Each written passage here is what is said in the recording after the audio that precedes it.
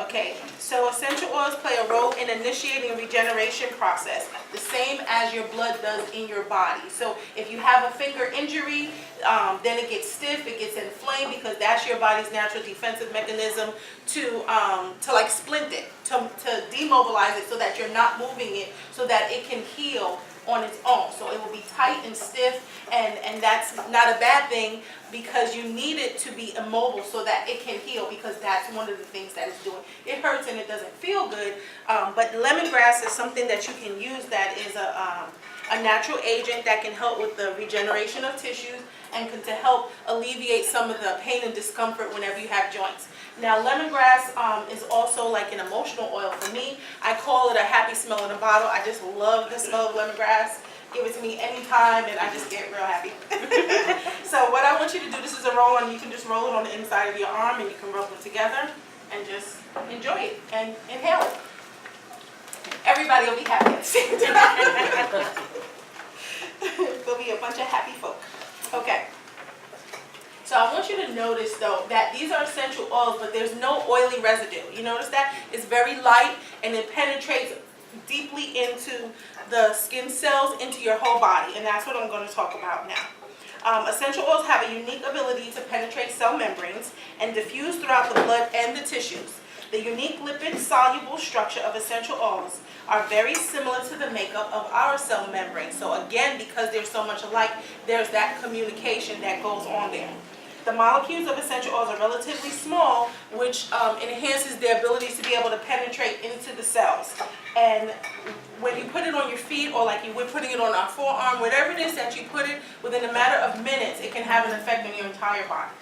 And so this is how we can use essential oils for emotional and mental health, because just by smelling it, just by rubbing it on, it's working in the body, it can really help to uplift you. So if anyone is struggling with depression or anxiety or any type of mental health disorder, schizophrenia, bipolar, so forth, essential oils is a good way to be able to help them.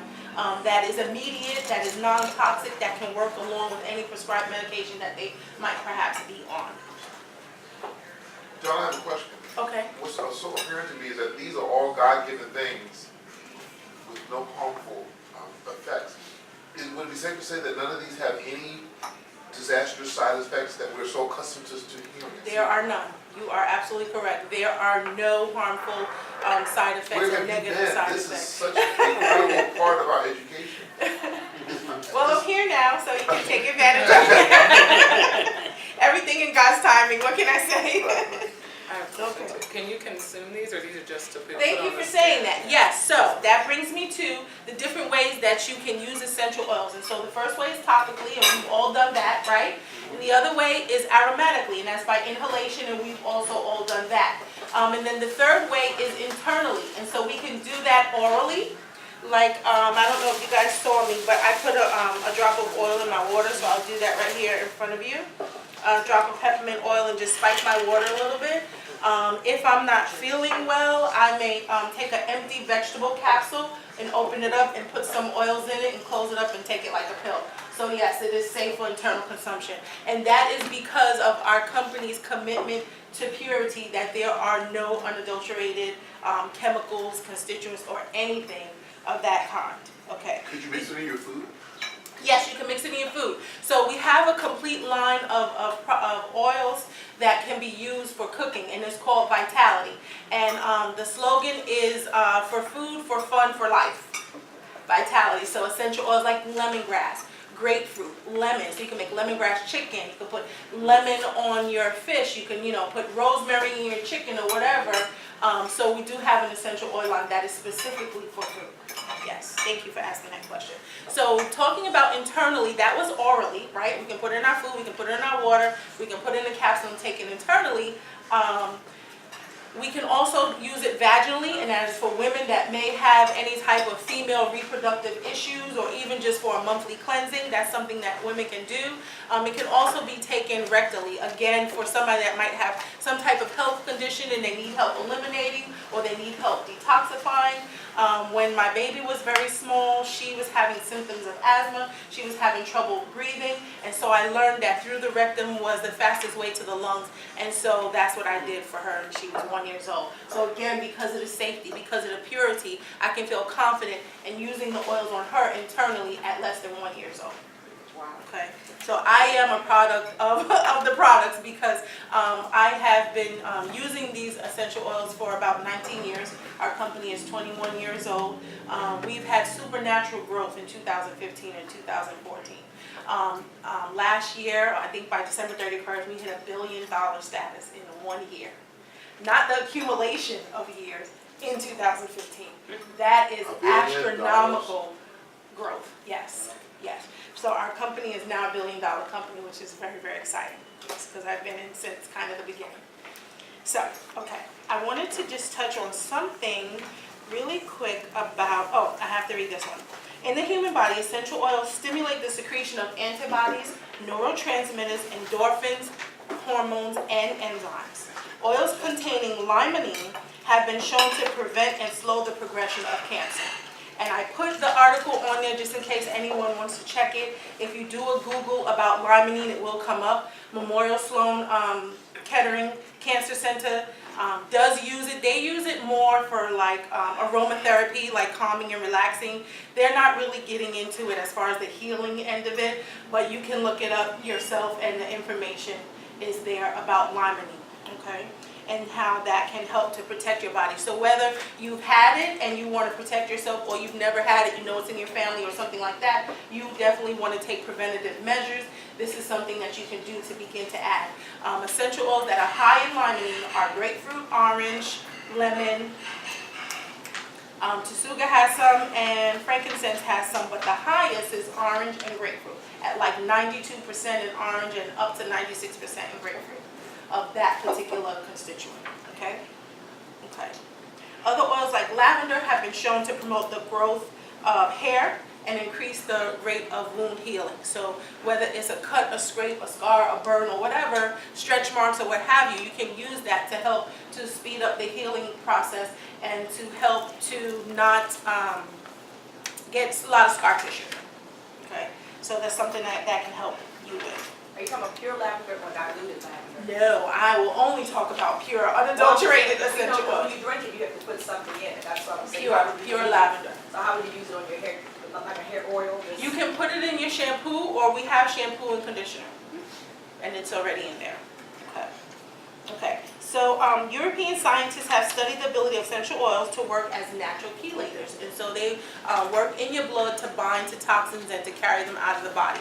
By using these essential oils, they're coming in contact with your skin, they're penetrating through the skin, through the cell membrane, into the blood system, and they're able to help to bind to toxins in your body and carry them out. So whenever you do use essential oils, it is important to drink a lot of water so you can actually flush them out. Okay. So I want to touch a little bit on adulteration, because we spoke about that just a little bit. 98% of essential oils produced today are used in the perfume and cosmetic industry.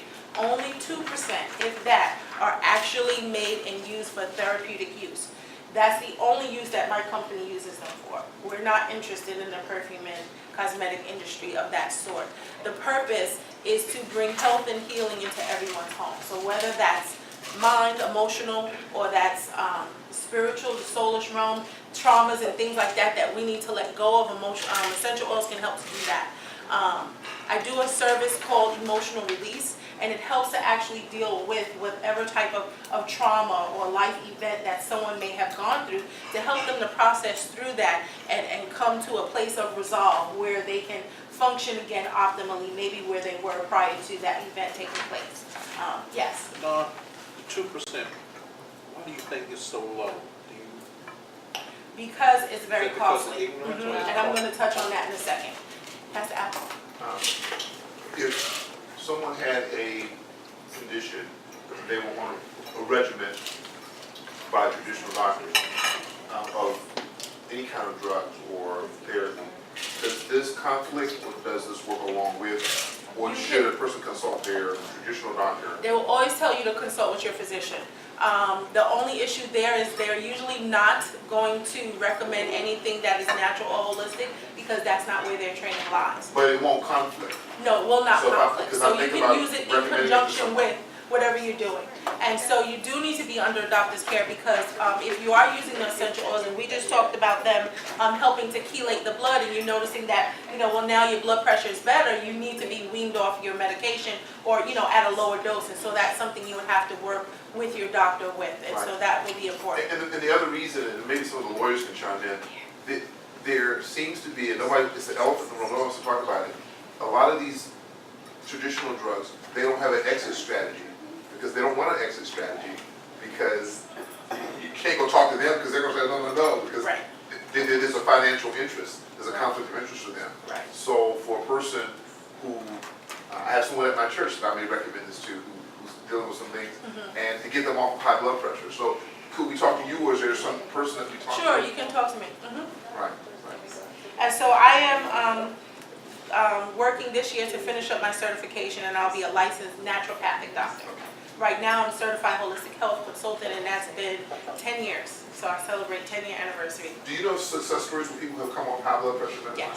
As a pastor, I'm concerned because too many of my members personally. are on high blood pressure with no exit strategy. Right, me personally, I refuse to take them because of all the training that I have, because all that I know holistically, and I just couldn't bring myself to do it, knowing that God is my healer and knowing that He has put things in the earth that can work with me naturally to heal me. So even though they've diagnosed me hypertension, high blood pressure, I refuse to take the medication. That's my testimony. I'm not telling anyone to do that, but I've been able to balance my blood pressure by using the products.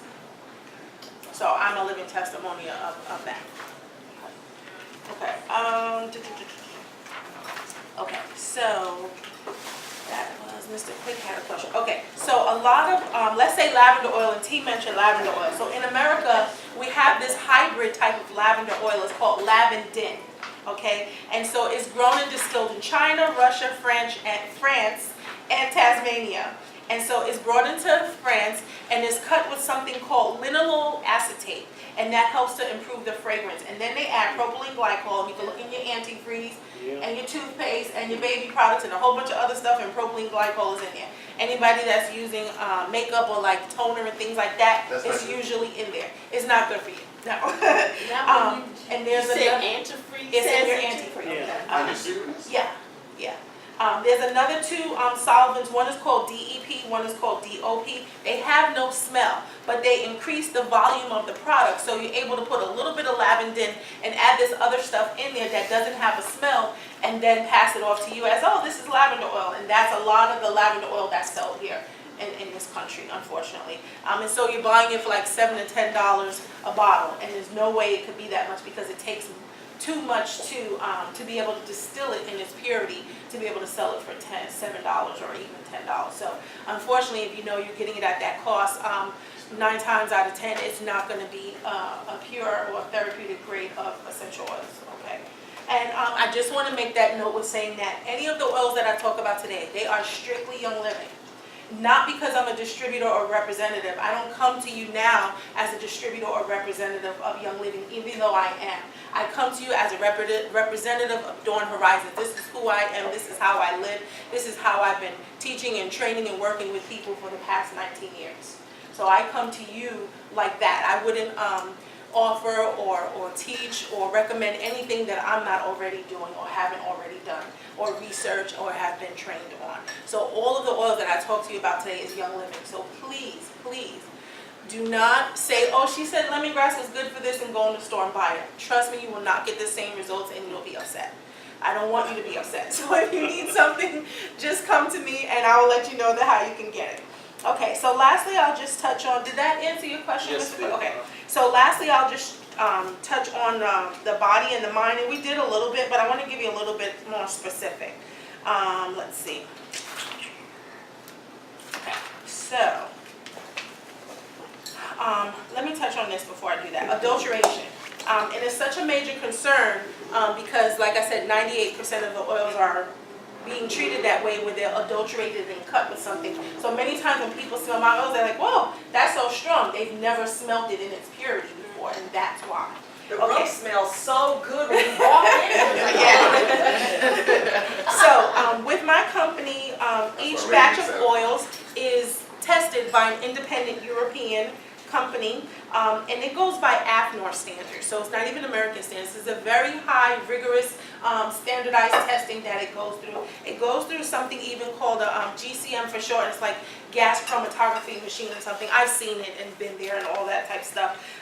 So any batch of oils, if it does not meet the expectations from the AFNOR standards, then it is scrapped. It is not used. They refuse to bottle it and use it and pass it off to you. And I think that is of the utmost highest integrity that you could. It's not like, okay, well, we're just going to do this. Look at all the money we're going to use. It's like, no.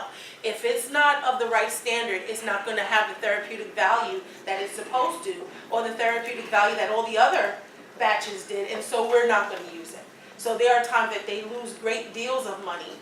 There are times that we're back ordered on a product for a while because they can't find a natural source, and we're waiting for nature to grow it again, literally. Okay, so many of the plant substances, we are growing them and harvesting them ourselves, and we have contracted with farms, specific farms, that are willing to meet our standards in France, in Turkey, and Oman. Yes, and that's where our frankincense comes from. Okay, so with that said, we have a commitment to purity, which is called seed to seal. So from the seed in the ground to its growth and maturity, to the distillery, to the testing, to the bottle, to your house, it's pure. Okay? Okay. So emotional oil.